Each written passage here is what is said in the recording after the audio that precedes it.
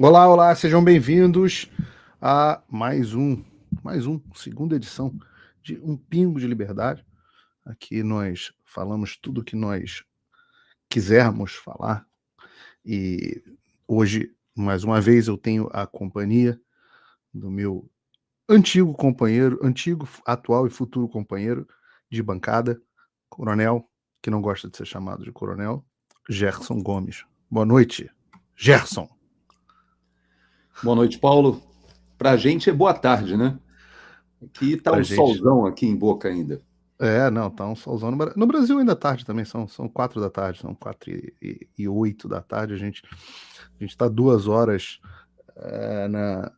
atrás do Brasil, são 2h08 da tarde aqui, mas é boa tarde ainda no Brasil. Queria agradecer a todos que estão nos assistindo pelo YouTube, pelos dois canais no YouTube, pelo canal Paulo Figueiredo, com direito a bloqueio do Xandão, ao canal Gerson Gomes e também ao canal, nosso canal, no meu canal no Rumble. Nós também temos um bom contingente de pessoas assistindo. Queria agradecer a todos que estão assistindo e pedir algumas coisas. Eu sou pidão, é assim, Gerson, eu gosto de pedir coisas. Primeira coisa que eu queria pedir às pessoas é que se inscrevam em todos os canais. No canal Paulo Figueiredo, se não tiver inscrito, no canal Gerson Gomes, muito importante, é fácil de achar, né? Você está como Gerson Gomes ou Coronel Gerson Gomes? Eu estou como o Coronel Gerson Gomes, Então, Coronel Gerson Gomes no YouTube. É importante que vocês ajudem o canal do Gerson a crescer, porque é assim que funciona. Daqui a pouco me bloqueiam, mais ainda, aí eu tenho um canal para falar que eu sei que o Gerson vai sempre abrir a possibilidade da minha participação. Então, ganha um outro lugar para falar. Aí, mas acima de tudo, que vocês também sigam sempre e se inscrevam no canal do Rumble. Eu tô nessa quase chegando aí a 100 mil inscritos no canal no Rumble. O link tá aqui na descrição, no canal do Rumble. E a outra coisa que eu quero pedir a vocês é que compartilhem, né? Vocês sabem que eu tô com as minhas redes sociais bloqueadas no Brasil, para quem não tem VPN, e, e, e eu conto com o compartilhamento de vocês. É o compartilhamento de vocês que faz com que a gente tenha sempre boas audiências, bastante gente assistindo às nossas transmissões, e isso é muito importante, muito importante. Gerson, eu tenho vários temas para falar contigo, e na falta... Bom, primeiro, deixa eu avisar, Fernão Lara Mesquita não está conosco excepcionalmente nesta semana, porque está viajando. Então, o Fernão decidiu de supetão de última hora viajar, mas nós queremos e contamos com a presença do Fernão aqui aqui em Um Pingo de Liberdade, onde a gente tem ainda um pouquinho de liberdade para falar de vários temas. E tem várias coisas que eu queria tratar contigo hoje, Gerson. Eu, na ausência de um Vitor Brown, eu vou ler aqui algumas notícias para nós, não com a mesma qualidade do Vitor Brown, mas vou pelo menos aqui tentar cumprir o papel. Então tem algumas coisas que eu quero que nós vamos abordar hoje. Primeiro, a notícia da ex-jornalista em atividade Mônica Bergamo, que diz que Bolsonaro inelegível, não preso, segundo os ministros do Supremo Tribunal Federal. A Mônica Bergamo disse hoje na sua coluna, sei lá por onde anda, o que faz a Mônica Bergamo, mas disse que conversou com o ministro do Supremo Tribunal Federal, e eu acredito, porque de fato é a mesma turma, eles trabalham juntos ali, é uma dobradinha, dizendo que Bolsonaro estava inelegível, se tornaria inelegível, mas não seria preso. Quero comentar, ler a notícia. Também quero, hoje para variar, a gente tem que falar muito de Supremo Tribunal Federal, porque quem manda no Brasil são os caras mesmo, né? Tem a fala do ministro Barroso sobre a questão dos impostos retroativos da decisão do Supremo Tribunal Federal, onde ele diz que quem não pagou fez uma aposta. Você tem ainda o Supremo Tribunal Federal considerando constitucional a apreensão de carteira de motorista e de passaporte para quem tiver dívidas. E claro, quero falar sobre a Câmara e o Senado, que já tem, a princípio, as 150 assinaturas para abrir a CPMI do 8 de janeiro, e tem alguns assuntos de Estados Unidos para falar. Eu queria que, se desse tempo, a gente falasse do balão chinês, dos ETs, os OVNIs, os UFOs, agora como é que é? UAP, que é o nome, o AP, que é o nome que o Departamento de Defesa está usando, o rebranding de UFO, né? E, bom, se der tempo também, os acidentes de trem descarrilhando, os descarrilhamentos de trem nos Estados Unidos. É bastante assunto, a gente tem 1h30, vamos tentar bater um ritmo dinâmico aqui. Se você me permitir, Gerson, eu vou começar com o assunto da coluna da Mônica Bergamo. E eu vou ler rapidamente só aqui uma parte da notícia. Bolsonaro inelegível não preso, afirmam ministros do Supremo Tribunal Federal e Supremo Tribunal de Justiça. Colunista da Band News FM, tá aí onde trabalha a Mônica Bergamo, conversou com magistrados de cortes superiores que dizem não haver elementos atuais para a prisão do ex-presidente. Bolsonaro já disse temer uma prisão, ele disse isso numa entrevista e tudo mais. A notícia diz: ministros do Supremo Tribunal Federal e do STJ, ouvidos pela colunista, afirmam acreditar que o ex-presidente Jair Bolsonaro vai ser declarado inelegível pelo Tribunal Superior Eleitoral, mas a prisão do político é considerada, abre aspas, impossível em curto prazo. O ex-ocupante do Palácio do Planalto responde a 16 ações no TSE que podem o tornar inelegível. É muito mal escrita a reportagem da Band News. E existem inúmeros processos na esfera civil e criminal. Os magistrados, ouvidos pela jornalista, ponderam que as ações na justiça comum são demoradas e que o trânsito em julgado não é algo factível, pelo menos nos próximos 4 anos. Praticamente impossível, abre aspas, afirmam os ministros das Cortes Superiores sobre uma possível prisão. Mas fazem uma ressalta que, caso Jair Bolsonaro seja pego tentando obstruir as investigações ou destruindo prova de processo em curso, uma prisão ficaria mais possível. Há uma análise que uma prisão de Bolsonaro geraria mais instabilidade no país e que ele poderia vestir a máscara de mártir. Eu vou deixar você abrir o comentário, Gerson, e eu vou em seguida. Eu vejo que a ida do Bolsonaro ao Brasil, ela é algo importante sobre vários aspectos, né?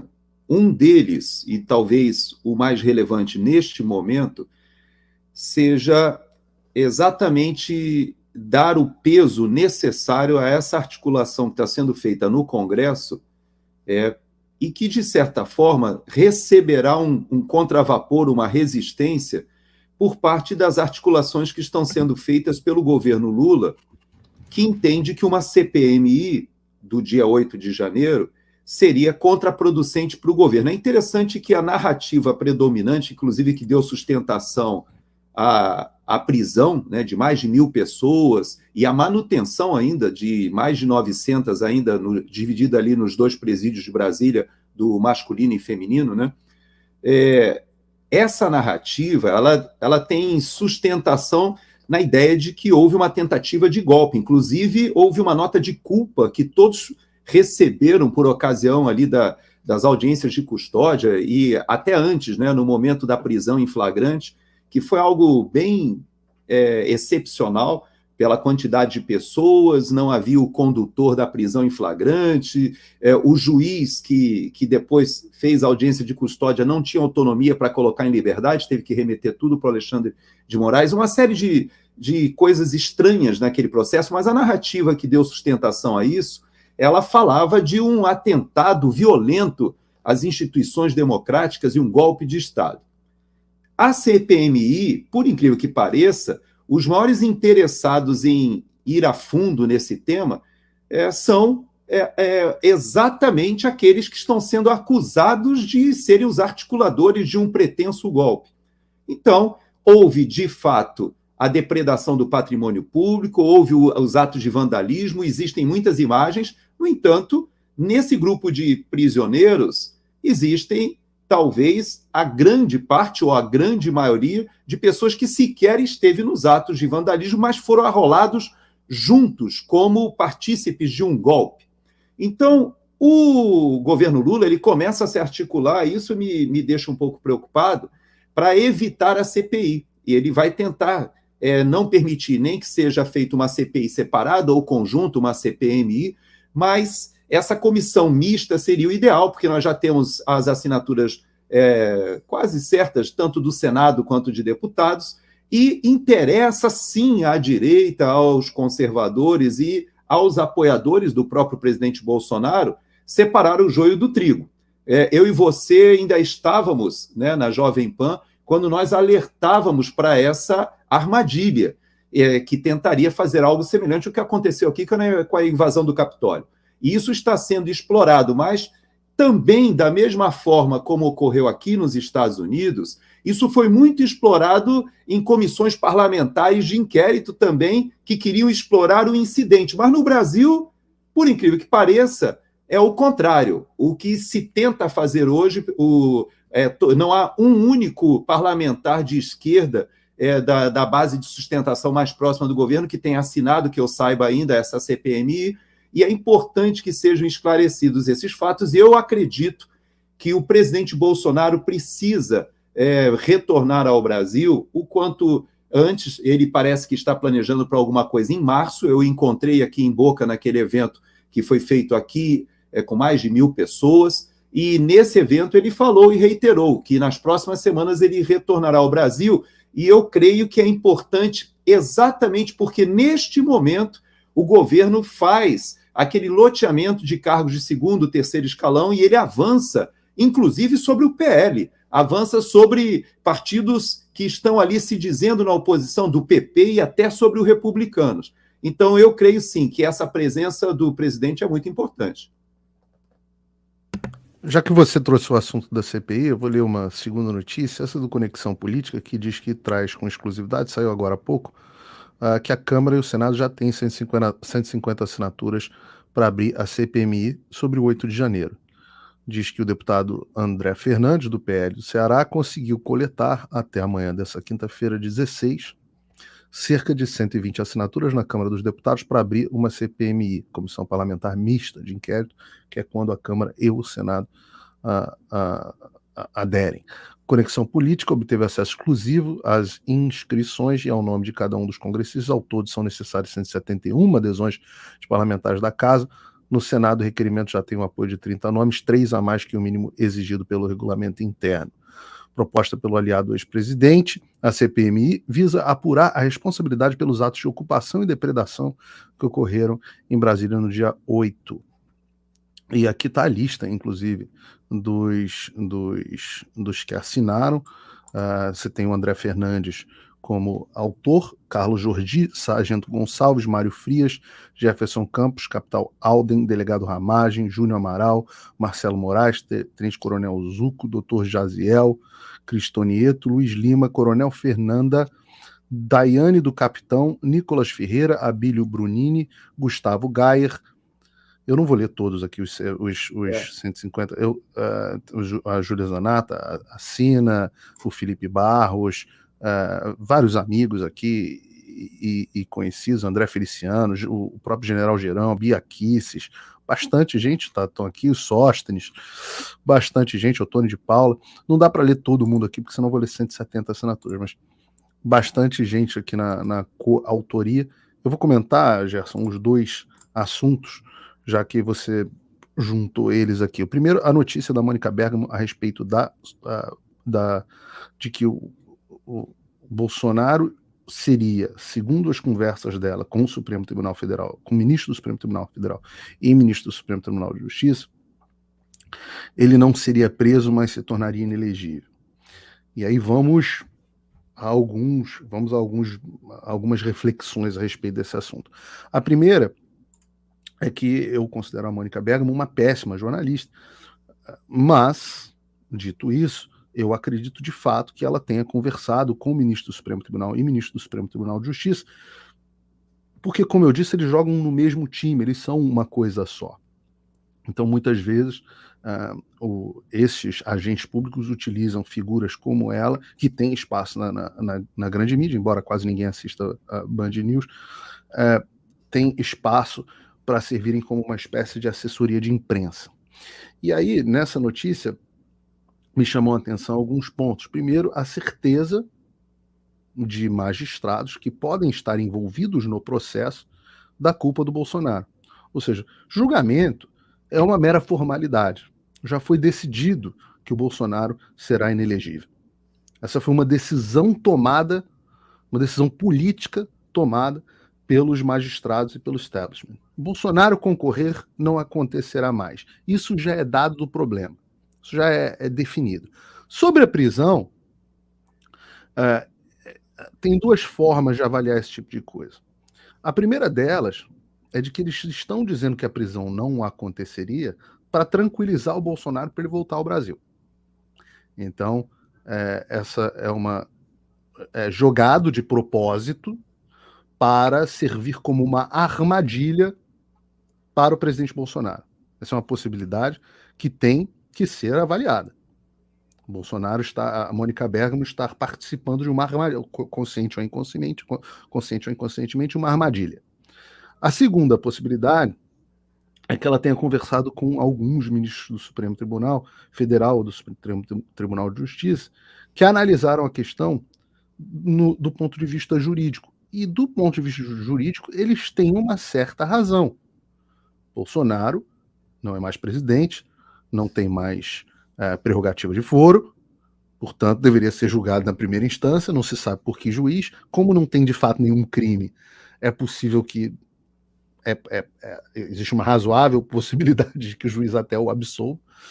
Então, a possibilidade da prisão, né, uma vez que o Supremo Tribunal Federal decidiu, para o caso do Lula especificamente, e depois essa decisão teve outros efeitos, de que o trânsito em julgado, que a prisão só poderia acontecer após o trânsito em julgado, portanto, após todos os recursos esgotados, inclusive no Supremo Tribunal Federal, então o Bolsonaro teria que ser condenado na primeira instância, teria que ser...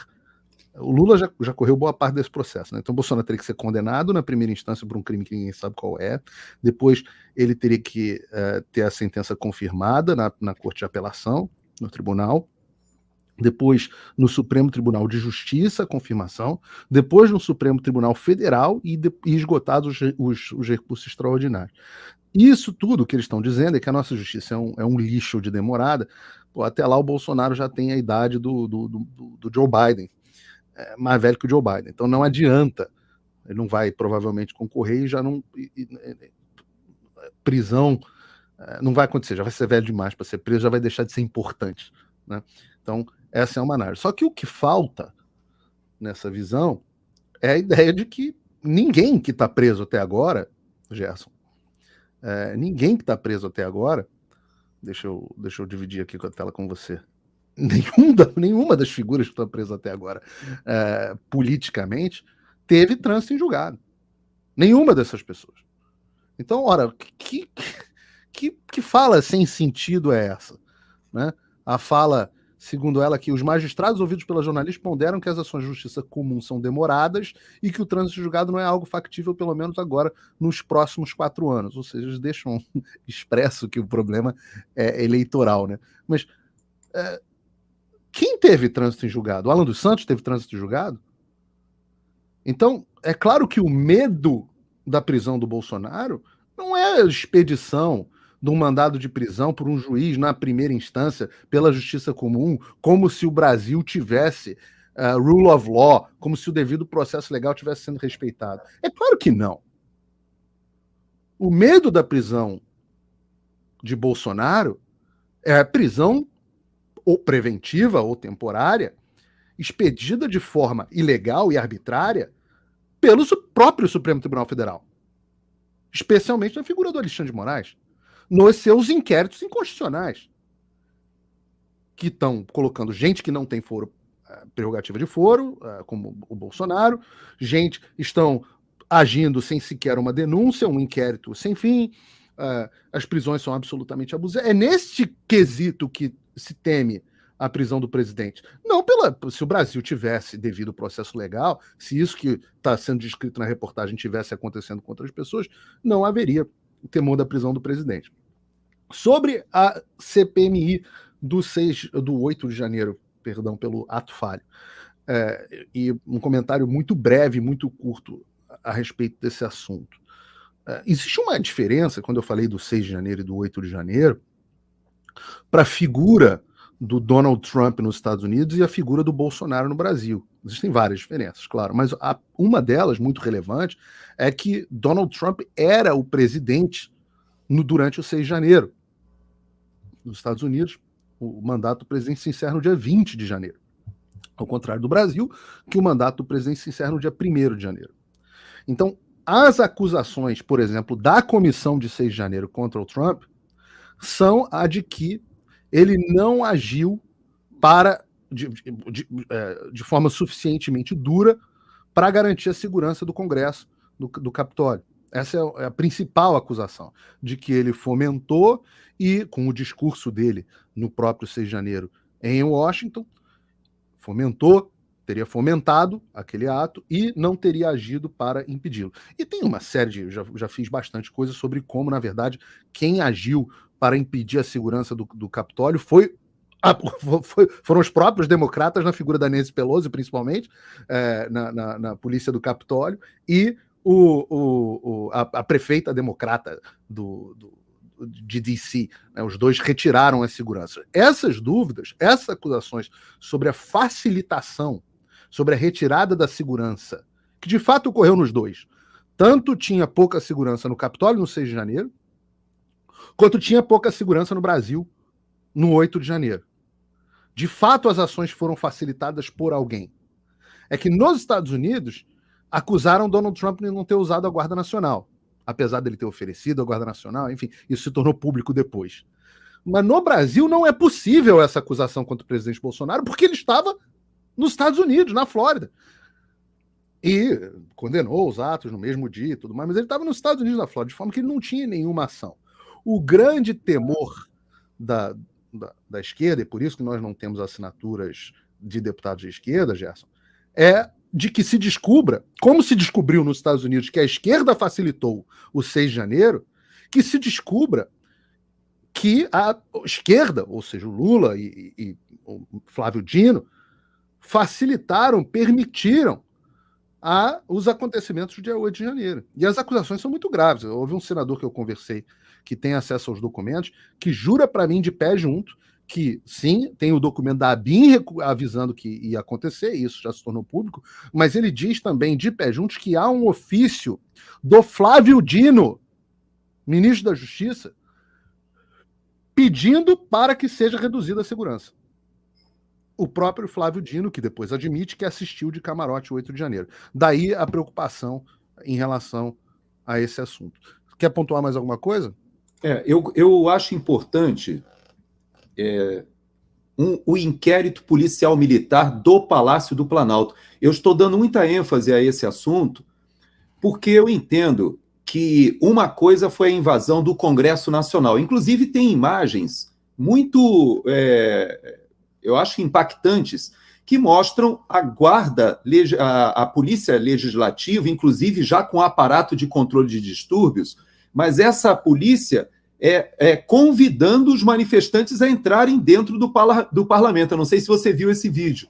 É bem interessante, porque eles estavam já com todo o equipamento de controle de distúrbios, com capacetes, escudos, etc., viseiras, e, no entanto, eles estavam convidando as pessoas a entrar, e as pessoas estavam ingressando como se estivessem ingressando na casa do povo de maneira pacífica.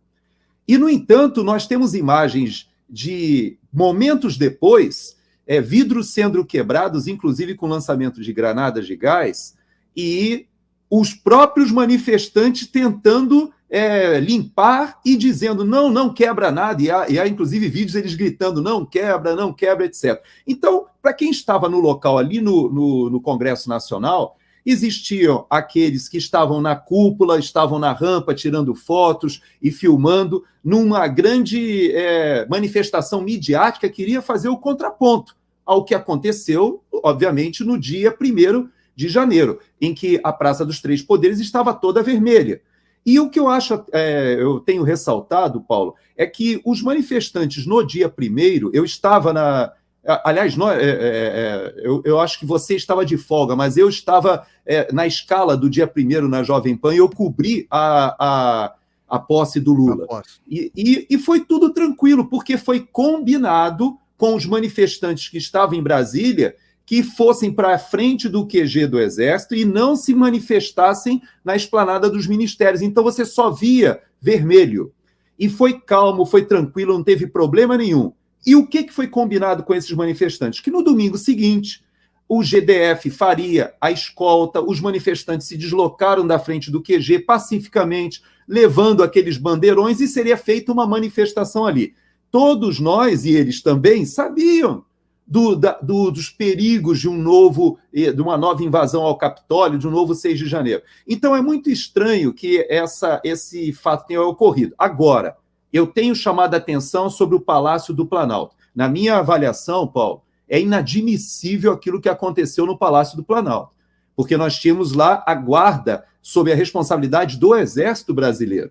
E mais do que isso, ali tem todo um esquema montado com uma reserva no subsolo, existe a possibilidade de ser acionado um reforço, e as imagens mostram que houve uma série de danos ao patrimônio dentro das instalações do Palácio que não me convencem de que aconteceram depois da invasão. Me parece que havia manifestantes que ingressaram antes.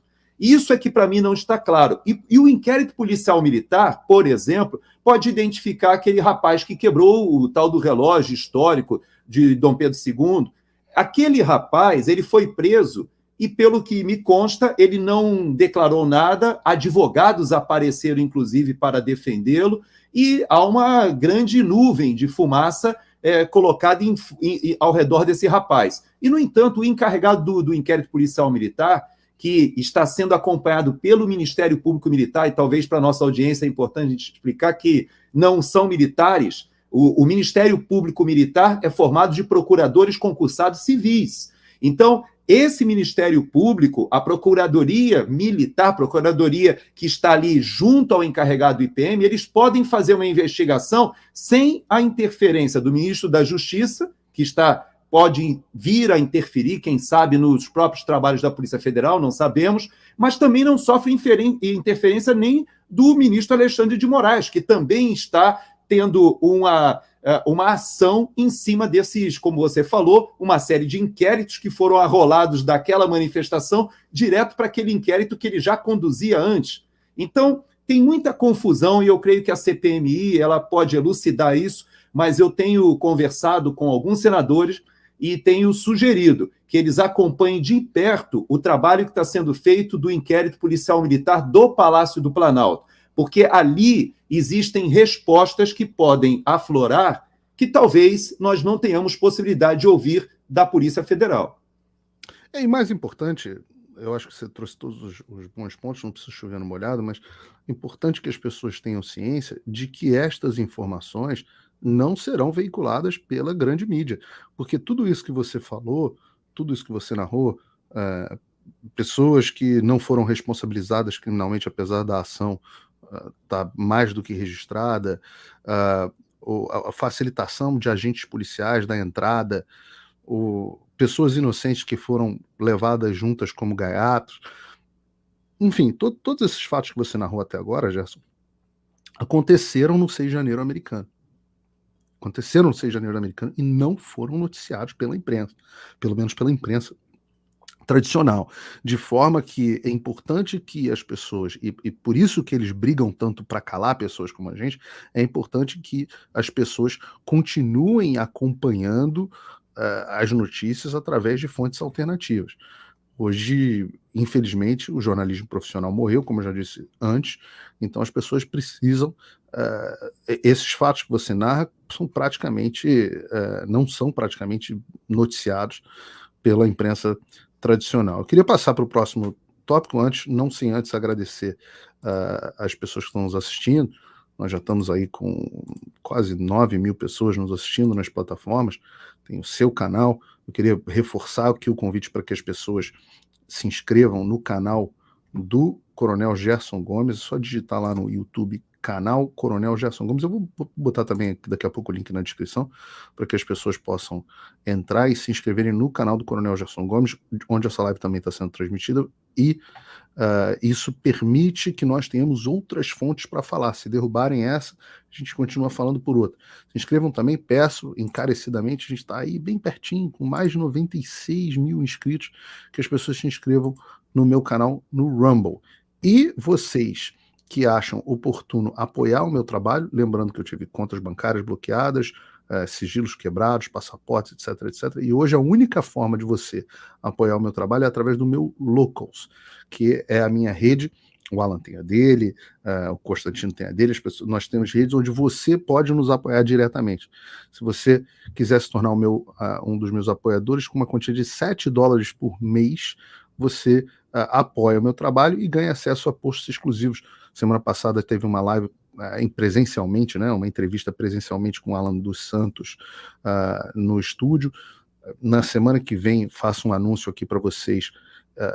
Pela primeira vez em muitos anos, estarei presencialmente com o Rodrigo Constantino no estúdio do Locals, numa entrevista de 2 horas, onde 1 hora será aberto aqui nos nossos canais do YouTube, Rumble e etc., mas 1 hora será exclusiva para os apoiadores dele ou meus no Locals. Então, uma live exclusiva com o Rodrigo Constantino. Também haverá outras. Gerson vai nos visitar lá pessoalmente, com certeza, para um bate-papo mais formato de entrevista.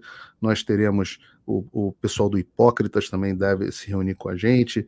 Eu quero fazer uma entrevista com o Lacombe, quando ele estiver por aqui. Enfim, outras personalidades. Quem tiver acabar passando aqui por Miami, vamos ter entrevista lá, e uma parte vai ser sempre exclusiva para os meus apoiadores. Eu também circulo bastante coisa que eu não posso circular para todo mundo, circulo só para alguns dos meus locals, inclusive já são as coisas que rolam nos vários grupos de militares que estão putos da vida com os comandantes de vocês, especialmente com o comandante-geral do Exército. De vez em quando, os veneninhos que são soltados nos grupos militares que você conhece bem, eu jogo lá. Inclusive tem um hoje para soltar, vou soltar lá mais tarde, só para os meus apoiadores no Locals, sobre um que vocês defenderam muito, General Richard. Tem veneninho hoje rolando nos grupos a ser soltado contra o General Richard. Já que você tocou nesse assunto, eu vou só... não vamos entrar nesse tema hoje aqui, mas foram divulgados os oficiais generais, né, que foram promovidos essa semana do Exército. Isso. E numa reunião do alto comando. E eu até te mandei uma mensagem, porque eu conheço os 3 que foram promovidos a 4 estrelas, ou seja, os 3 que ingressaram agora no alto comando. E havia uma preocupação muito grande, né, de haver interferência política, e se fossem escolhidos, né, aqui, alguns oficiais que pudessem estar alinhados de alguma maneira com o governo. E eu posso afiançar para a nossa audiência e para você que os escolhidos foram todos que estavam já na linha, e todos considerados e todos profissionais que acabaram sendo promovidos nos últimos anos, inclusive foram promovidos à divisão no governo Bolsonaro.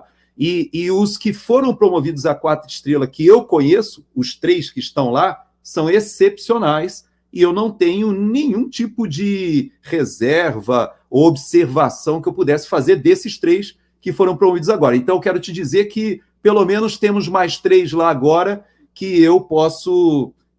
não paira sobre nenhum deles, na minha perspectiva, nenhum tipo de restrição. Eu vou reservar o meu juízo sobre esse assunto, porque o que eu estou fazendo, né? Em vez de eu não os conheço, ao contrário, você os conhece, eu não os conheço, então eu não tenho juízo pessoal sobre eles. O que eu faço é eu pego a minha extensa rede, que te inclui, e pergunto a opinião para todo mundo. E eu estou levantando ainda sobre os generais promovidos, e vou emitir o meu juízo sobre eles no final. O que eu posso te falar, e eu não quero polemizar muito aqui, é que você também não tinha grande coisa contra vários dos que acabaram saindo lá, até defendeu, e no final das contas se provaram uns tremendos melancias. Então, nem sempre ao longo da nossa carreira só nós, na nossa relação pessoal, nós identificamos os interesses pessoais de cada um deles. E o que eu tenho visto, essa coisa de general, eu não quero de novo transformar o programa nisso, mas essa coisa de general, que depois vai trabalhar em ONG ambientalista, que vai ter missão internacional em ONG, ou entidade, ou empresa, ou fundação, seja lá o que é globalista, isso aí, para mim, é queimação de filme total. Você ter eu vou pegar o caso aqui do general Etchegoyen, para pegar um do qual a gente não falou, né? Pegar o Etchegoyen. O cara hoje é presidente do conselho de um think tank ambientalista. Junto com um cara tal, Raul Jugman, que era ministro da Defesa do Temer, e um cara do Greenpeace, de 23 anos do Greenpeace. Esqueci o nome do cara. Tá no meu locals. Então, assim, pô, desculpa. E aí veio a notícia de que o Freire Gomes, que foi o sujeito que comandava o exército no final do ano passado, arrumou uma boquinha na Espanha indicada pelo Etchegoyen, e eu classifiquei isso exatamente como era, um rumor, né? Para mim é queimação de filme total. Mas chega de falar de militares hoje, vamos falar do próximo assunto, que eu acho que já que a gente está falando de CPMI, falamos de Supremo Tribunal Federal, eu queria tocar em dois assuntos de insegurança jurídica aqui. A primeira delas é uma decisão do Supremo Tribunal Federal que considerou constitucional a apreensão de CNH e de passaporte de endividados inadimplentes. Aqui, ministro do Supremo Tribunal Federal. Essa foi uma notícia de hoje. Ministros analisaram a ação do PT que contestava as medidas coercitivas em caso de dívidas. Decisão manteve o que já é previsto no Código de Processo Civil e ressalvou que as medidas não podem ferir os direitos fundamentais. Bom, em primeiro lugar,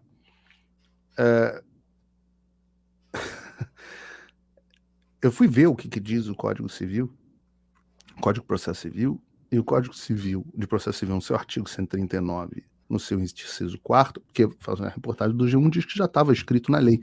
Então o Supremo Tribunal Federal só confirmou que está escrito na lei. Eu falei, a lei então prevê essas medidas, né? Restrição de CNH e de passaporte. Só que o que diz a lei é o seguinte: o juiz dirigirá o processo conforme as disposições desse código, incumbindo-lhe o artigo 139, e aí o inciso 4º diz: determinar todas as medidas indutivas, coercitivas, mandamentais ou subrogatórias necessárias para assegurar o cumprimento de ordem judicial, inclusive nas ações que tenham por objeto prestação pecuniária, que é justamente o caso das dívidas, que é um jeito bonito da gente falar sobre isso. Mas no final das contas, não fala nada na lei sobre especificamente a tomada de um passaporte de uma CNH. Diz que as ações serão necessárias para o cumprimento da ordem judicial. Só que a interpretação do Supremo Tribunal Federal ela é mais grave do que isso. Ela diz que o juiz pode determinar o que ele quiser. Qualquer coisa.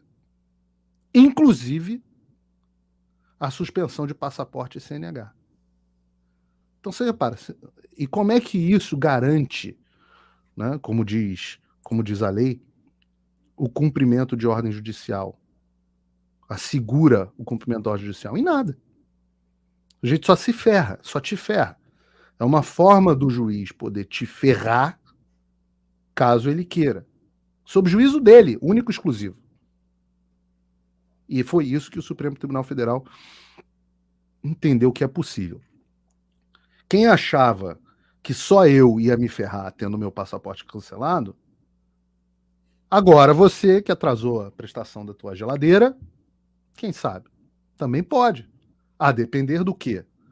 Da vontade do juiz. Está escrito na lei que ele pode fazer isso? Não. Mas o Supremo Tribunal Federal entendeu que a lei não diz o que ele não pode, então ele pode tudo.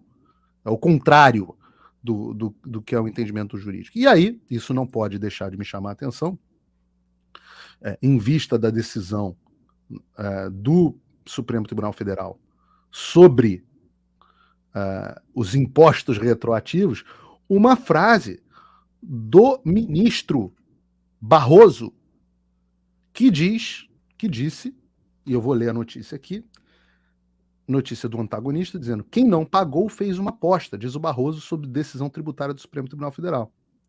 O ministro referiu-se a decisões que permitem que ações tributárias favoráveis às empresas sejam derrubadas mais facilmente se o STF decidir o contrário. Aí diz o seguinte: o ministro do Supremo Tribunal Federal, Luiz Roberto Barroso, disse que a decisão da Suprema Corte sobre a validade de julgamentos tributários não traz insegurança jurídica aos contribuintes, e que seriam as empresas que teriam apostado no não pagamento de tributos. A partir de 2007, quem não pagou fez uma aposta, diz o ministro Barroso. Ele fez o vídeo e está aqui, o vídeo foi divulgado no dia 10. Tá? E ele diz o seguinte: as empresas, de uma maneira geral, deveriam estar provisionando ou depositando enquanto não se esclarecia. Quem não se preparou fez uma aposta no escuro, sem hedge, sem estar calçado. E a gente assume os riscos da decisão que toma. E ele diz que foi uma aposta como se a pessoa estivesse em um cassino. O ministro Barroso diz que as apostas são como se a pessoa estivesse num cassino, apesar da decisão do Supremo Tribunal Federal a respeito deste assunto anterior. Então, entendam, a justiça brasileira hoje é como se você estivesse num cassino. O grau de segurança brasileira é como se você estivesse num cassino. É ministro que abre inquérito que não pode abrir, é imposto que volta, é decisão de carteira de motorista e passaporte no caso de dívida. É um cassino, é uma roleta. É o contrário do império das leis. Só que esse cassino ele tem um problema.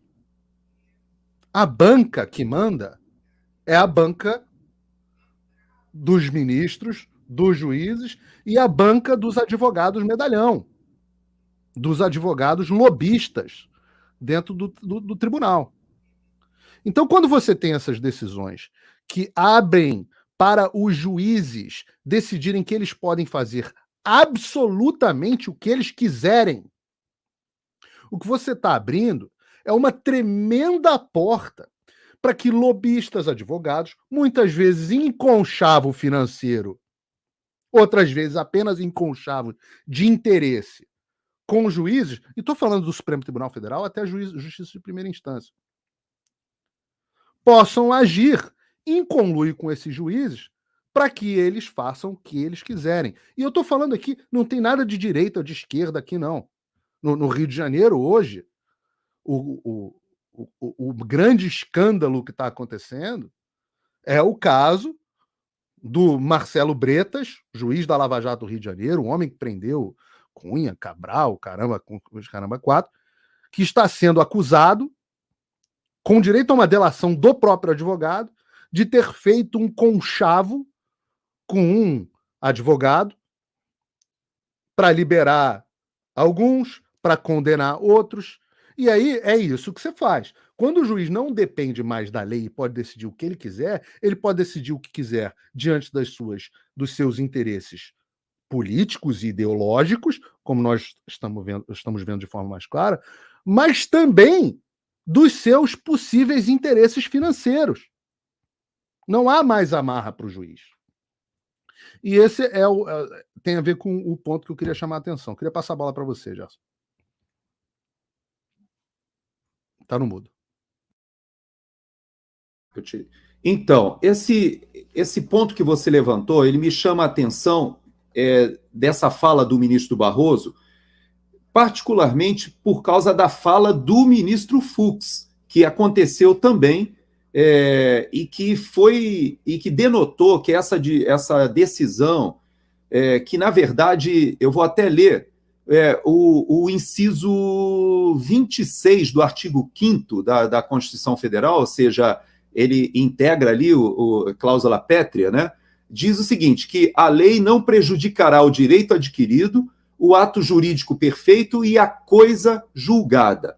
E é interessante que o ministro Fux, ele fala de público, e ele, inclusive, faz essa observação, dizendo que se sente à vontade de emitir a opinião, porque ele já o fez publicamente durante o julgamento que ele foi voto vencido, e me parece que o resultado foi 6-5, em que essa decisão do Supremo, ela abre um precedente que faz um efeito cascata e que transforma o Brasil numa república que não se torna atrativa nem para o investidor estrangeiro em virtude da insegurança jurídica.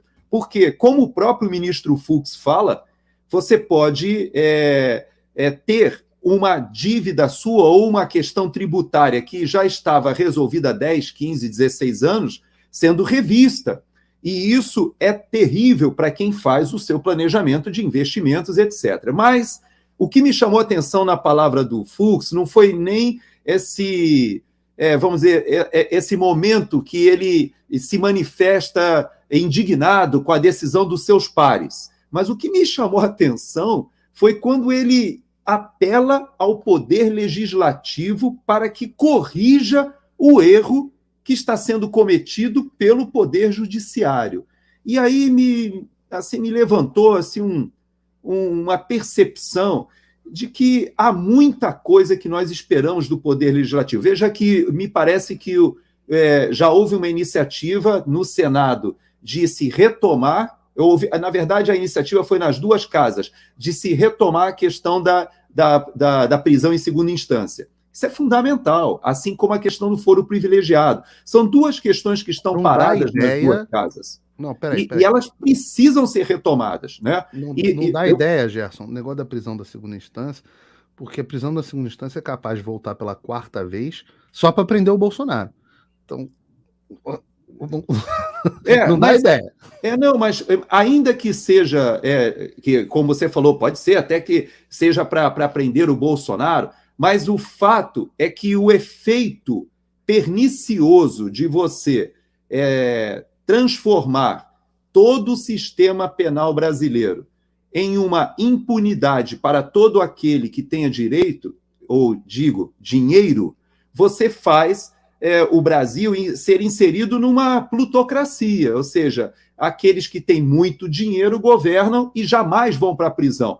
Porque é impossível você transitar em julgado no Brasil qualquer crime, inclusive homicídio, qualquer crime. Se você tiver dinheiro hoje no Brasil, o seu cliente não será preso, porque existem muitos instrumentos para que você o mantenha respondendo em liberdade, até mesmo a época que ele morra, que ele venha a óbito, por idade, ou até mesmo que prescreva a pena daquele tipo de crime. Esse tipo de situação foi criada, como você falou, por um casuísmo para tirar o Lula da cadeia. Mas também o Supremo Tribunal Federal, além dele agredir todo o sistema penal, né, ele também agride o próprio sistema político quando ele transforma o Lula em alguém que pudesse ser, inclusive, descondenado. Então, além de ser solto, ele depois é descondenado e concorre, e ganha. Então, se criou uma situação no Brasil, e o Supremo Tribunal Federal é o grande protagonista dessa insegurança jurídica, que não tem só reflexo como essa última decisão na área tributária. Ela já vem tendo reflexos na área penal, também na área política e agora na tributária. Então, hoje eu posso afirmar que o nosso Supremo Tribunal Federal ele presta um grande desserviço ao país quando ele faz essas mudanças de jurisprudências, decisões. E veja, uma decisão como essa que você está citando e que o Fux debate com o Barroso em público, é uma decisão que poderia ter sido tomada tempestivamente lá atrás. E não como o Barroso afirma, que as empresas têm que provisionar algo para uma decisão que possa ser tomada no futuro. A coisa julgada é algo que qualquer estudante de direito e qualquer que entenda um pouquinho de Constituição sabe que é fundamental para que tudo funcione, porque senão a insegurança é total. E como você bem falou, à mercê de bons advogados e advogados que são caríssimos, né, que transitam ali junto às cortes supremas ali de Brasília. Se você conversar hoje com os advogados de qualquer, não estou falando só da Corte Suprema de Brasília, não. A profissão mais frustrante no Brasil hoje em dia é advogado. Eu estava conversando com um amigo que tem um escritório grande em São Paulo, e ele estava me dizendo, acabou a época dos grandes juristas brasileiros, os Pinheiro Neto da vida, os caras que faziam por grandes peças, grandes defesas, grandes teses jurídicas. Hoje, o advogado, o bom advogado, ele é um lobista de tribunal. Ele é uma pessoa com trânsito que conhece os juízes certos, que tem acesso para despachar não com os assessores, mas direto com os juízes, direto com os desembargadores. É alguém que é respeitado no meio jurídico, que o juiz tem um pouco mais de constrangimento de tomar certas decisões descabidas contra ele. Então, não precisa nem... o bom advogado é o que circula de bermuda no Supremo Tribunal Federal. Ele não é o cara que constrói as teses jurídicas mais fantásticas. Isso não é mais necessário. E essa frustração com a profissão é quase que generalizada. Se nós tivermos aqui no nosso chat advogados, nós estamos aí com pouco mais de 10 mil pessoas nos acompanhando, nós tivemos aqui nos nossos chats pessoas que são advogados, elas vão atestar o que eu estou dizendo. Isso vai desde a família trabalhista até civil e etc. E tem a ver com esse fenômeno que a gente estava abordando agora. Eu volto a pedir às pessoas que curtam o vídeo, compartilhem nas suas redes sociais, para que a gente possa continuar fazendo esse programa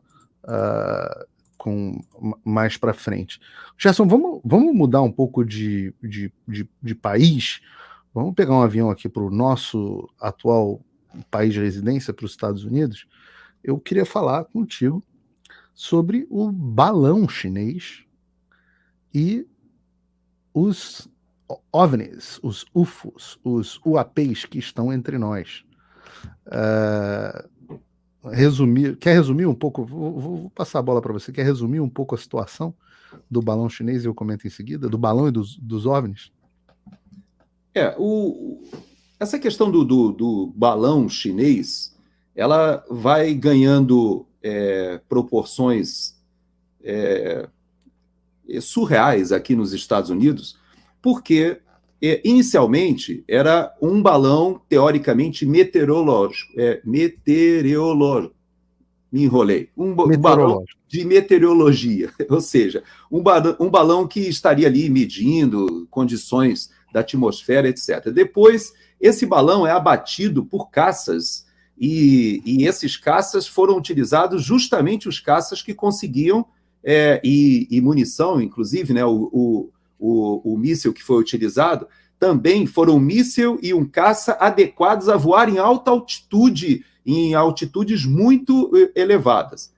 O que gosta começa a se questionar aqui nos Estados Unidos. Sim, mas é um balão chinês e ele não foi abatido antes porque ele estava sobre o território e se receava que ele pudesse carregar alguma substância química ou pudesse cair sobre o território. Aguardou-se que ele chegasse sobre o mar, mas nessa trajetória ele já passou por áreas sensíveis dos Estados Unidos. Então denota, para qualquer cidadão americano e qualquer pessoa estrangeira que olha essa situação, ainda mais sendo um militar, com uma tremenda fragilidade do sistema de defesa dos Estados Unidos. Bom, para perplexidade do cidadão americano, agora o próprio presidente Biden e os assessores tentam minimizar a questão, dizendo que isso não foi uma questão tão grave assim, e a China, afinal... ou seja, muito esquisito. E pior ainda, nós temos simultaneamente acontecendo, já é o 4º acidente de trem que ocorre nos últimos dias, um deles, inclusive, de dimensões assim catastróficas, de Ohio, que estão sendo... exato, em Ohio, e que estão sendo tapados, né, pelo mainstream jornalístico. Ninguém quase fala sobre isso. Chegou ao ponto, eu não sei se acompanhou, que a Fox News mandou uma repórter para lá para tentar esclarecer a situação, porque ninguém sabe exatamente o que está acontecendo, mas o fato é que a companhia chegou à conclusão de que o impacto ambiental ia ser tão grande se vazasse todo aquele combustível, que eles resolveram queimar o combustível com uma explosão, e essa queima acabou causando uma reação química que jogou sobre um raio que ninguém sabe exatamente qual, um subproduto dessa reação química de combustão, ou seja, ninguém sabe se os peixes vão morrer, se vai dar câncer na população, se vai ser um novo Chernobyl ali, ninguém sabe. Há uma confusão imensa. Logo depois, um outro trem no Texas também, ele também carregando carga perigosa, e há um terceiro, e hoje há um quarto, e nesse momento começam a aparecer OVNIs. Então, aí se coloca no tema, além do balão chinês, vários objetos voadores não identificados que começam a ser abatidos pela Força Aérea Americana sobre o território canadense, na fronteira do território do Canadá e dos Estados Unidos e sobre o território norte-americano. E aí todo mundo começou a falar, bom, peraí, nós tínhamos ali a pandemia, questão da pandemia mundial, depois entrou outros temas que desviaram muito a atenção da população, entra a guerra da Ucrânia, e aí nós tivemos agora, de repente, balões e extraterrestres. E chegou o ponto da porta-voz da Casa Branca fazer uma brincadeira dizendo, olha, eu sei que todos temos essa expectativa, tal, mas não vai ser dessa vez ainda que nós vamos apresentar para vocês aí os colegas do ET, do filme lá do Spielberg. Então, esse é o contexto que nós estamos vivendo hoje aqui nos Estados Unidos, Paulo. Chega a ser... O que você acha? O que você acha que é esse negócio? Você enxerga uma linha de conexão entre balão... eu levantei uma tese, né? Eu levantei uma tese e eu tenho, assim, me dá a impressão de que isso trata-se de uma operação psicológica. Essa questão de objetos voadores não identificados sendo abatidos por força aérea e tal. Ou seja, há uma grande operação de desvio de atenção Agora, eu não tenho como afirmar que esses trens, esses acidentes, foram propositais ou foram ocasionados por algum tipo de sabotagem, porque nós tivemos ações já na infraestrutura norte-americana feitas por cyberataques russos. Esses antigos ataques, por incrível que pareça, o presidente dos Estados Unidos fez uma declaração dizendo para os russos, não ousem atacar a nossa infraestrutura. E, na época, quando ele fez essa declaração, ele, inclusive, listou quais as áreas de infraestrutura que não poderiam ser atacadas pelos russos. Isso no bojo ali já da escalada da guerra na Ucrânia. E todo mundo falou assim, que coisa mais estranha, né? Um presidente chegar para o outro país e falar assim, olha, vocês fizeram esse, tudo bem, esse vai passar, mas olha, não façam de novo. Então, é estranho. Por que eu digo que é estranho? Porque esta semana saiu uma reportagem comprovando aquilo que todos os analistas de geopolítica, analistas militares já sabiam, que o Nord Stream 1 e 2, aqueles dois gasodutos que vinham da Rússia para a Alemanha, com capital, inclusive holandês, europeu, japonês, é um capital, é um consórcio complexo ali.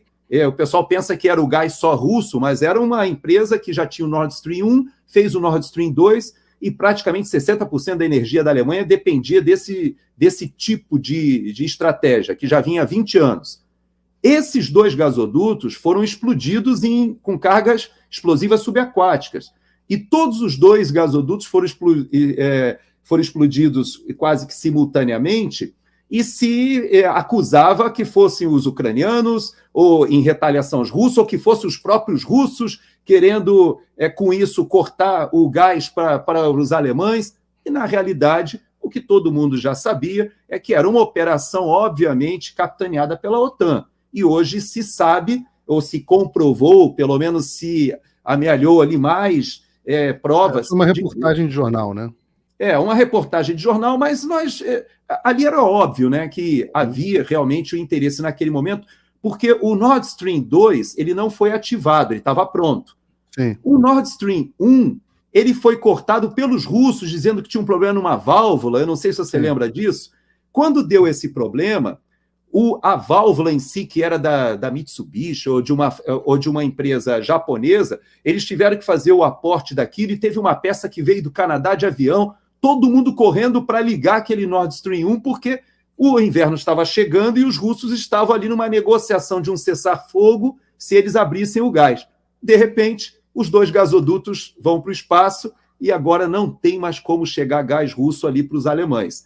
Logo, 2, 3 semanas depois, se inaugura um gasoduto vindo da Noruega para a Polônia, que, por sua vez, tem toda uma estrutura de porto para receber o gás liquefeito, né? Gás natural liquefeito, que os Estados Unidos são os grandes exportadores. Então, tem toda uma jogada sendo feita por trás disso. Nós não sabemos, os interesses são muito complexos, né? de serem analisados. Mas uma coisa eu sei. Uma coisa me parece óbvia.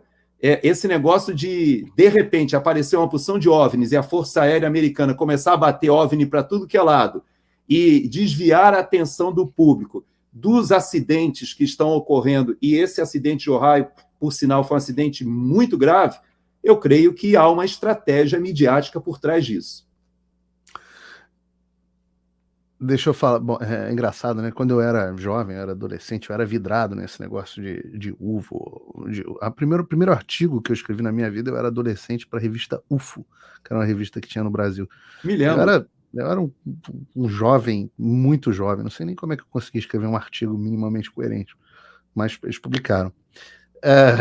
E depois eu parei de acreditar completamente na existência não de OVNIs e UFOs, porque obviamente existem objetos voadores que nós não identificamos, mas de UFOs de origem extraterrestre, né? Eu acho a evidência bem ruim na direção deles. Mas vou falar primeiro aqui do balão, para quem gosta de equipamentos militares e quem é interessado enfim, nesse tipo de coisa. O avião que você estava se referindo é um F-22 Raptor, que é simplesmente o caça de quinta geração mais avançado do mundo. Você só tem cerca de 130 deles disponíveis no mundo, só os Estados Unidos têm, porque ele era tão avançado que o Congresso americano decidiu que a tecnologia dele era boa demais para ser exportada para outros países. E o mesmo Congresso americano decidiu que o F-22, o Raptor, ele era tão bom e tão avançado que não tinha nada no mundo que chegasse perto dele. Ele é um caça do início dos anos 2000, final dos anos 90, início dos anos 2000, que não existia nada que chegasse perto dele, nem da China, nem de Rússia, nem de nenhum outro país, e que não justificava o custo de produção de um caça de superioridade aérea tão avançado. E, de fato, ele é o que consegue chegar... parece que o balão estava ao dobro de altitude de um avião comercial, né? E o F-122, o F-22 é o que consegue chegar a uma altura dessas sem nenhum risco. Os outros conseguem, tal, provavelmente também, o F-15, F-16. Por alguns segundos consegue, mas coloca em risco o piloto, né? Coloca em risco o piloto, ninguém sabe direito o que acontece. Então, o F-22 chega com facilidade e usou um AIM-9X Sidewinder, custa um míssil de ar a ar que custa coisa de $400 mil, $2 milhões, para destruir o balão chinês. Hoje você sabe que naquela missão do Canadá ali, da fronteira, houve um míssil que errou o alvo. Foi, acho que foi um F-16 que tentou... Isso, mas você veja que é factível, claro, pode acontecer. Mas aí a preocupação deles era onde caiu o míssil que errou o alvo. Então... Exato. O Hoje no Mundo Militar chegou à conclusão de que fez as contas, e um abraço aí para o Marcelo Rios, faz um trabalho absolutamente espetacular, pessoal que gosta de assuntos militares internacionais. Hoje no Mundo Militar talvez seja um dos melhores canais do mundo sobre o assunto. O Marcelo Rios fez a conta e chegou à conclusão de que custou $8 milhões para derrubar o balão chinês entre a hora de voo do F-22 e o custo do Sidewinder, do AIM-9X Sidewinder, o míssil. Então, e uma parte que eu achei muito interessante a respeito desse assunto foi de por que os americanos não abateram antes o balão. Eles identificaram ele entrando antes de entrar nos Estados Unidos, no Alasca. E aí o Peter Zeihan, que é um analista geopolítico que eu gosto, ele fez um vídeo no canal dele essa semana dizendo que os americanos não derrubaram a princípio porque eles queriam resgatar o balão. Parece que o balão era um negócio gigantesco, né? Mais de 100 metros de extensão no equipamento de vigilância do balão, e que, na visão do Peter Zeihan, os americanos não derrubaram nas águas, por exemplo, do Alasca, porque são águas muito profundas e eles não iam conseguir resgatar o balão. Depois, não derrubaram dentro do território americano, porque os destroços poderiam, mesmo nas áreas mais desertas, como o balão estava muito alto, e faz um certo sentido do ponto de vista físico, né? Quando você explode uma coisa muito alta, a área de dispersão é muito grande e os fragmentos poderiam acabar destruindo algo ou matando alguém. E eles queriam resgatar esses fragmentos e por isso fizeram essa destruição na costa da Carolina do Sul. Agora, o grande curioso é que todos os analistas que eu vi ficaram confusos de por que os chineses fariam isso. Porque a ideia era de que eles sobrevoariam os silos nucleares americanos, ali na região de Montana, etc. Mas o fato é que esses silos eles são escondidos, eles não ficam abertos. E quando há detecção de alguma coisa dentro do espaço aéreo, eles se fecham. Então não há nada que eles tenham visto ali que um satélite não pudesse ver. E, por outro lado, os americanos conseguiram com isso duas coisas. Primeiro, houve um desgaste maior da imagem chinesa na comunidade internacional, embora eu acho que isso seja menos importante, mas há um afastamento das relações Estados Unidos e China, que hoje estão no pior estado, talvez, desde a década de 70, quando houve a reaproximação Estados Unidos-China ali pelo Nixon. E o fato de que os Estados Unidos passam a ter acesso aos equipamentos de espionagem chinesa para poderem estudar as transmissões, os códigos de transmissão, as frequências, etc., quando eles resgatam os destroços. Em relação aos UFOs, né, aos objetos voadores não identificados, eu tenho que chamar a atenção que esse assunto ele não está tão novo assim. Porque, de fato, houve esses múltiplos episódios essa semana, mas na semana passada, o Johnny Harris, que é talvez o melhor jornalista youtuber que eu conheço, que era do New York Times, ganhou inclusive agora prêmio de melhor jornalista, etc., ele faz vídeos absolutamente espetaculares, apesar de ser um cara de esquerda, tinha feito um vídeo reportagem de uns 30 minutos, justamente sobre a investigação que os americanos estavam fazendo, que o Departamento de Defesa abriu, sobre os UFOs, que eles repaginaram, fizeram um rebrand para o UAP, né, de objetos, UFO é Unidentified Flying Objects, são objetos voadores não identificados, o OVNI, e o UAP é Unidentified Aerial Phenomenon, fenômeno aéreo não identificado. Então, um rebrand para não ficar ridículo. E quem acompanha também o Joe Rogan fala direto sobre isso, sobre a quantidade destes objetos que estão sendo identificados por pilotos, né? Você tem o caso do Tic Tac lá, que o F-15 detectou, que subia, descia, etc. O Joe Rogan sempre fala sobre isso. Então, esse é um assunto que já está aí, mais ou menos, à tona há um certo tempo. E eu acho, sem dúvida nenhuma, interessante. Eu ainda não encontrei uma explicação para esse tipo de coisa. O Olavo de Carvalho, surgiu um tweet dele antigo de 2017. Eu vi. Né? Você viu, né? Onde ele dizendo: olha, os ETs são indispensáveis para a nova ordem mundial. Não há nova ordem mundial sem os ETs, eles vão aparecer. E esses tweets póstumos do Olavo. Aliás, que ele tem uma acuracidade nesses tweets póstumos dele que é impressionante, né? Pô, mas é um negócio impressionante, cara. Ele vai... esses tweets dele vão ficar rendendo aí muito tempo. Então eu fiquei absolutamente curioso. E o caso dos trens, eu não sei se há uma ligação entre essas três coisas, né?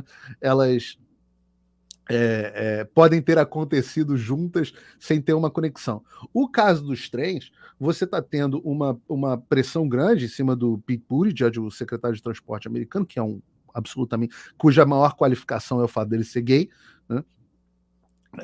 E você está tendo uma pressão absolutamente gigantesca sobre ele, e o caso de sabotagem de infraestrutura por hackers russos, ele é uma realidade. Nós temos que lembrar que no início do ano passado, os Estados Unidos, um pedaço imenso da costa oeste ficou sem combustível por causa de uma ação de hacker num gasoduto americano.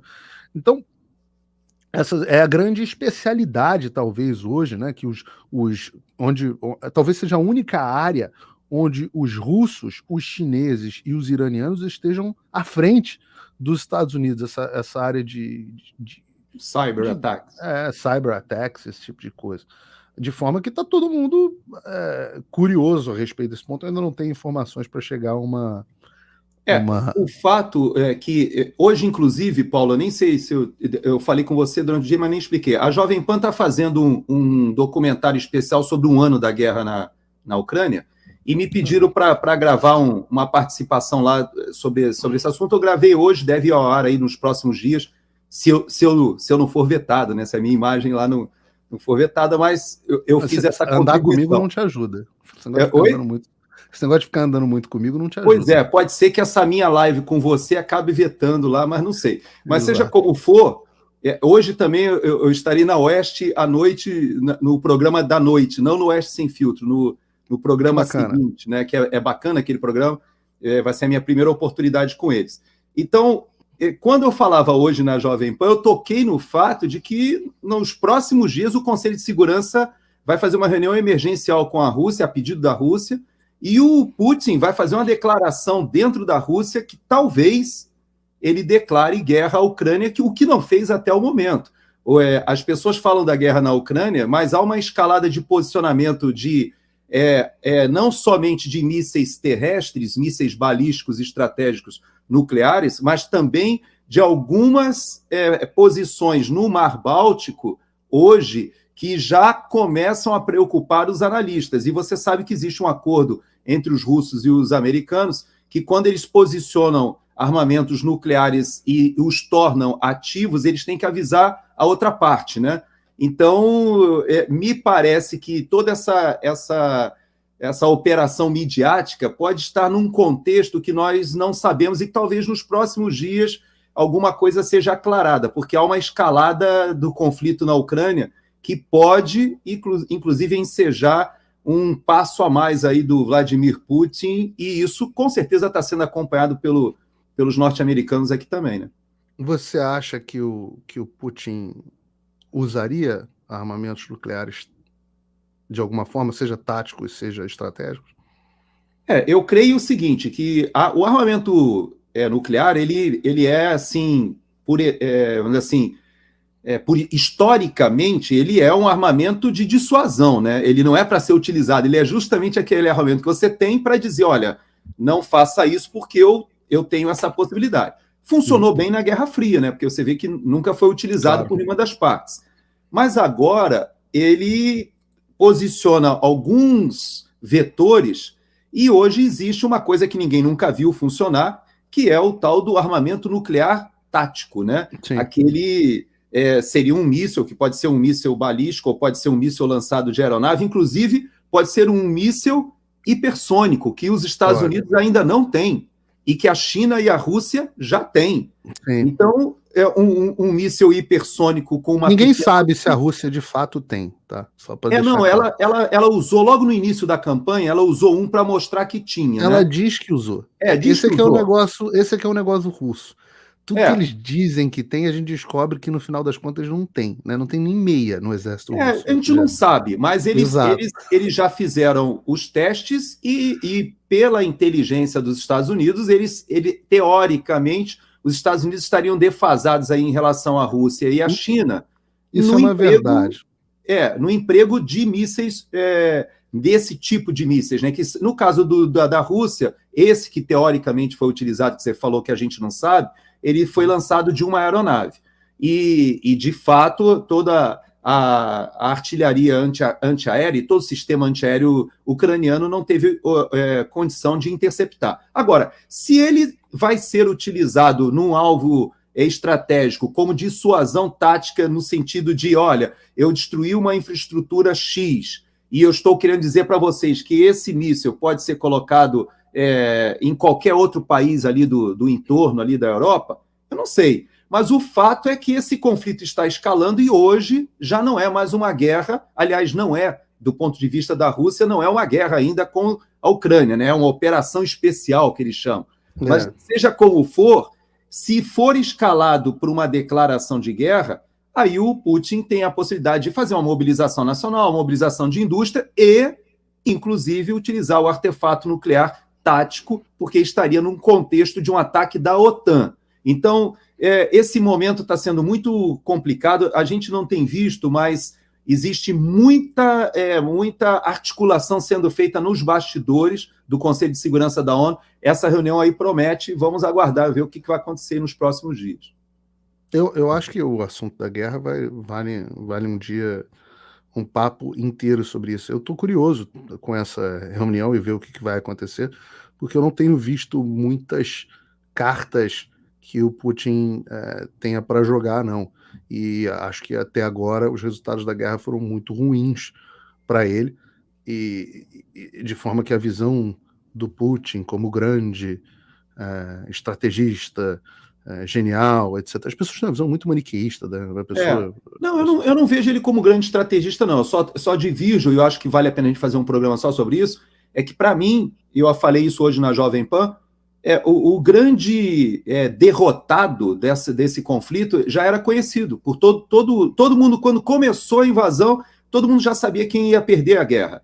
E não era nem a Rússia e nem a Ucrânia, embora o conflito fosse entre os dois ali. O grande derrotado, né? É a Europa, é a União Europeia, né? Então, eu creio que isso é que tem que ser analisado com um pouco mais de cuidado. Porque o aspecto militar é impossível, a disparidade é muito grande ali entre a Ucrânia e a Rússia. E se a OTAN entrar aí, meio que equilibra, mas está longe da gente conseguir esse equilíbrio ali no local ainda, até porque o próprio Estados Unidos ele não tem permitido que armamentos mais sofisticados sejam aportados ali ao teatro de operações, o que caracterizaria o engajamento da OTAN. Então, se isso acontecer, eu creio que nós estamos caminhando muito rapidamente para colocar o Putin, aí eu concordo com você, sem muitas opções, e aí talvez seja um dos poucos no mundo que teria essa insensatez de lançar um artefato nuclear. Vamos ver, vamos aguardar, essa é que é a ideia, né? Eu tenho dúvida como isso facilitaria a vida do Putin. A minha conta é sempre a seguinte, não é que ele não seja irresponsável o suficiente. E a conta do Peter Zeihan, que eu acompanho ele nesse sentido. Não, Putin faria, sem dúvida nenhuma. Ele é responsável o suficiente para fazer. Mas o quanto que isso o ajudaria? Há analistas aqui que dizem que não é difícil hoje, dado o baixo grau de defesa, de capacidade de defesa russa, não seria difícil uma resposta americana em cima da pessoa do Putin, do indivíduo.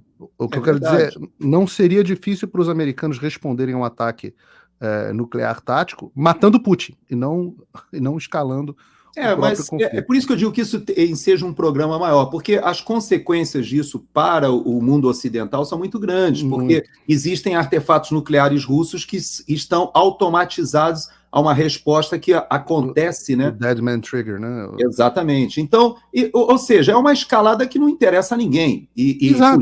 Eu não vejo como seria benéfico para a Rússia a utilização de Não, benéfico não. Foi como você falou. Se ele ficar encurralado, e quando você encurrala alguém, se a OTAN entrar de fato na guerra da Ucrânia, você vai simplesmente encurralar a Rússia e ela passa a ter que utilizar alguma outra opção.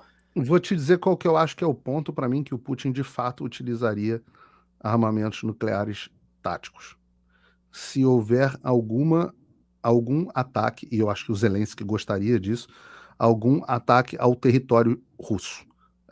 Não esses ataques às bases russas, que de fato, eu digo algum avanço, porque o fato é que a Rússia não está tendo sucesso na conquista territorial da Ucrânia até agora. Né? Essa é uma parte que eu divirjo de você, assim, diametralmente, né? Porque do ponto de vista da manobra militar, a Rússia conquistou tudo aquilo que ela se propôs a conquistar desde o início. Então, e ela foi até além. Mas isso é para outro programa. Como ela não disse o que ela queria. Né, e mostrar para as pessoas. Vale, eu até coloco o mapa assim, mas eu estou me referindo, por exemplo, à região de Kherson, que eles tomaram e depois perderam. Mas não perderam o Kherson, porque Kherson, eles ficaram na margem leste. Pô, bateram em retirada, já deixaram não sei quanto de equipamento para trás. Uma coisa horrorosa. Kherson, para eles ali, o que interessa de Kherson é ficar na margem leste e garantir a água para dentro da península da Crimeia. Calma, vamos deixar o papo. Ali tem que ser um outro papo, porque eu tenho que colocar no mapa explicar... Exato. A gente abre no mapa e abre os pontos de vista distintos sobre a guerra, mas o meu ponto nessa história é, se houver de fato, eu acho que o ponto de retorno, de não retorno para o Putin, onde ele realmente seria encurralado e responderia talvez dessa forma, se fosse se adentrassem de alguma forma no território russo original.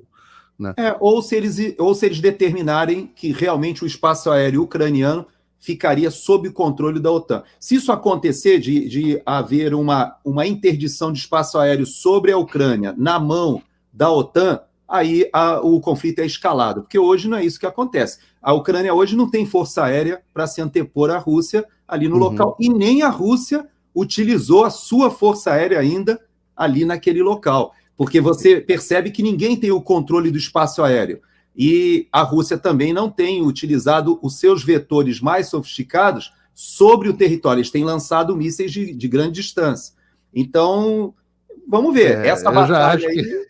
Eu já acho que os vetores russos aéreos estão sendo descobertos serem uma historinha para boi dormir, igual eram os mísseis de papelão que eles desfilavam, iguais eram a própria capacidade do exército russo, que descobriu que nem meia tinha para lutar a guerra.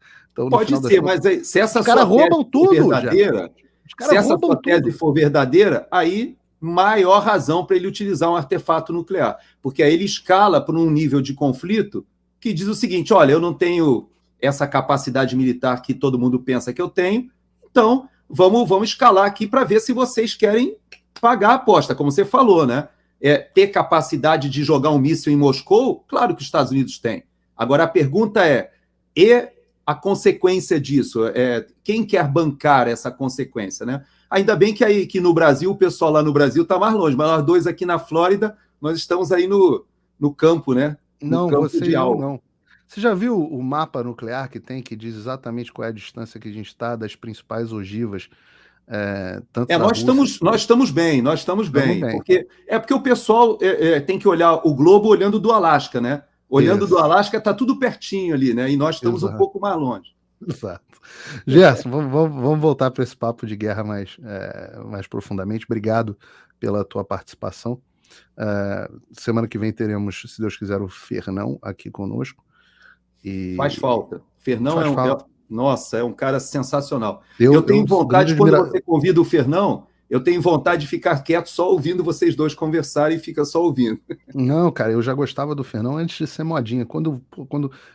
O Fernão entrou um pouquinho antes de você no Pingo, né? Mas já depois de mim. Quando ele entrou, eu fiquei radiante. Falei, pô, eu adoro esse cara é ótimo, pô, esse cara é maravilhoso. Embora tem gente que acha que a gente não se dá bem, porque eu acabo tendo divergência com ele, mas pô, eu gosto de ter divergência, pô. Se eu concordar comigo em tudo, fica um saco. Eu odeio esse negócio de concordar comigo em tudo. Aliás, até por isso que eu acho que a gente acaba atraindo um monte de seguidores, porque nós dois, de vez em quando, não somos tão convergentes, né? Exato. Não, o Pingos mudou com a nossa entrada nesse sentido de ter uma postura de pessoas que tinham uma visão...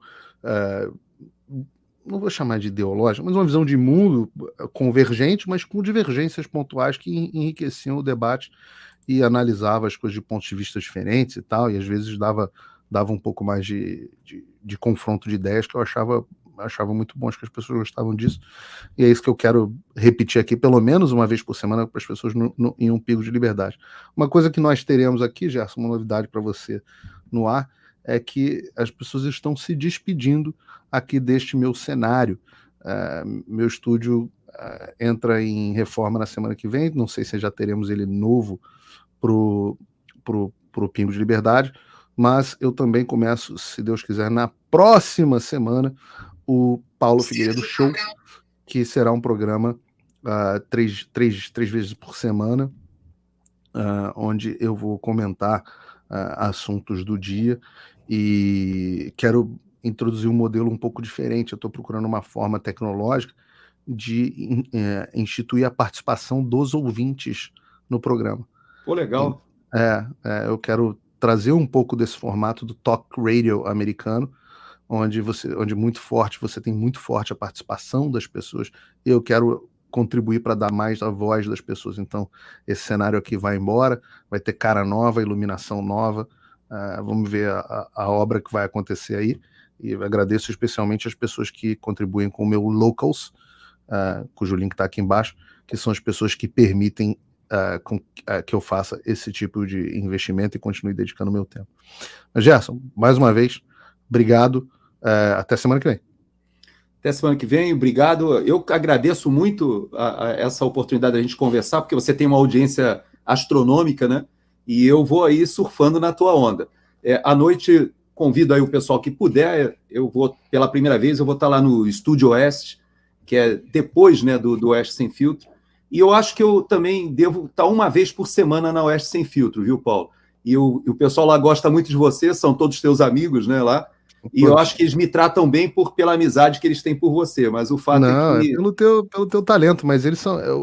Eu já falava isso quando a gente estava no ar, no mesmo horário que eles, eu falava, olha, amor, mas eu quero assistir o Oeste Sem Filtro. Assiste, você vai sair de lá muito bem informado, são todos amigos, queridos, pessoas por quem eu tenho, assim, uma enorme admiração. A Ana Paula é um privilégio ser amigo dela, assim, que pessoa legal, que amiga boa, que boa amiga, que pessoa bacana, como ser humano mesmo, não é só inteligente, bem sucedido, é uma amiga fantástica.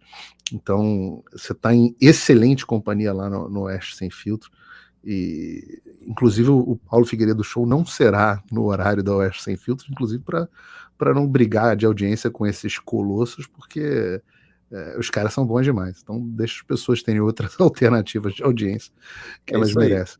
Semana que vem, se Deus quiser, a gente está com o Fernão aqui e vai ser muito bom.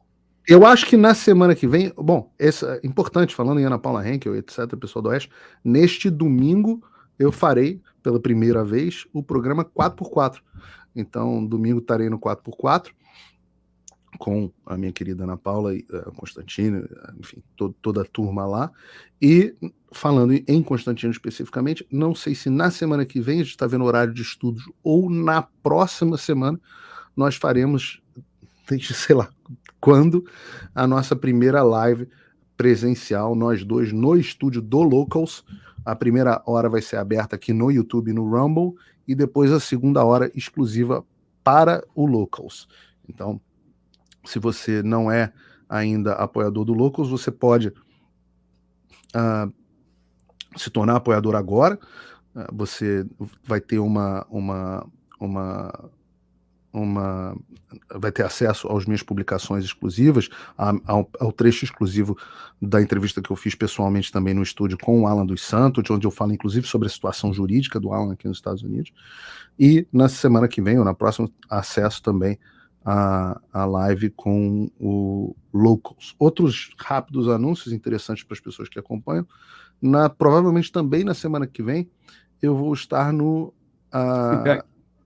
Bom, na outra eu vou estar no CPEC. Na semana que vem ainda eu vou estar no canal do Viva Fry, que é um canal grande aqui nos Estados Unidos, do Viva, que é um advogado que comenta sobre situações políticas e jurídicas no mundo inteiro, é um dos mais respeitados que tem.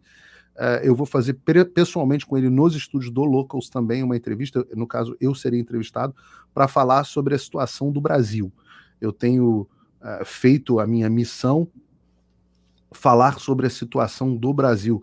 No sábado agora, no último sábado, eu estive na Carolina do Sul, no America First Forum, explicando o que aconteceu no processo eleitoral brasileiro, e com o Viva eu vou falar sobre a situação desses processos inconstitucionais que estão acontecendo no Supremo Tribunal Federal, enfim, esse tipo de coisa. Isso na semana que vem. Na outra semana, eu estarei cobrindo o CPAC. Então, tenho estado ocupado, mas... Isso é bom. Mas é bom. Essa coisa de levar o que aconteceu no Brasil para o resto do mundo é muito importante, né? Ontem eu tive passei a manhã com o CEO da Truth Social, né, a rede social do Donald Trump, que é o ex-congressista republicano Devin Nunes, que é uma pessoa que inclusive se conhece muito de Brasil, ele tem ascendência portuguesa e tal, conhece muito de Brasil, foi líder do caucus brasileiro no Congresso americano, é um cara que extremamente interessado sobre a situação no Brasil, e ele falou, olha, eu sabia que estava ruim, mas não sabia o grau. né? Então é isso, a gente tem que pegar as pessoas chaves e ir falando, para elas sobre a situação do Brasil, para que todos saibam o que efetivamente está acontecendo com o Brasil. Então, esses são os anúncios aí para as pessoas. Tá ótimo. Então... Reitero que entrem no canal do Gerson Gomes, canal Coronel Gerson Gomes no YouTube, para que vocês possam... Estou colocando aqui agora o link na descrição, para que vocês possam seguir também o Coronel Gerson Gomes. E é bom que, se der ruim, se cair aqui o nosso canal, a gente tem um outro canal para falar. Então, depois você tem que me passar a dica como é que eu faço o meu canal do Rumble, porque eu também tenho que ver, ter a redundância, né, para esses casos aí que você está mencionando. Sabe o que é muito fácil, Gerson? E tem o seguinte, o Rumble tem uma ferramenta onde você replica os seus vídeos do YouTube automaticamente. Pô, que legal. Então a gente faz a live, a gente tem que separar pelo StreamYard para fazer pelos dois. Mas o vídeo do YouTube, o Rumble tem uma coisa que, quando um vídeo sair no YouTube, ele já vai imediatamente para o Rumble em seguida. Então isso é absolutamente fantástico, é uma ferramenta incrível. Eu tenho conta lá, mas não tenho canal. Depois eu tenho que aprender, eu vou pesquisar essa semana aí. Eu estou colocando o seu canal aqui na descrição, e agora quem quiser entrar vai poder acessar aqui na descrição. Agradeço enormemente a bela audiência que vocês nos deram, como sempre tem dado, e continuamos juntos até o próximo programa. Boa tarde, Gerson, e boa tarde para vocês que estão em casa. Boa tarde.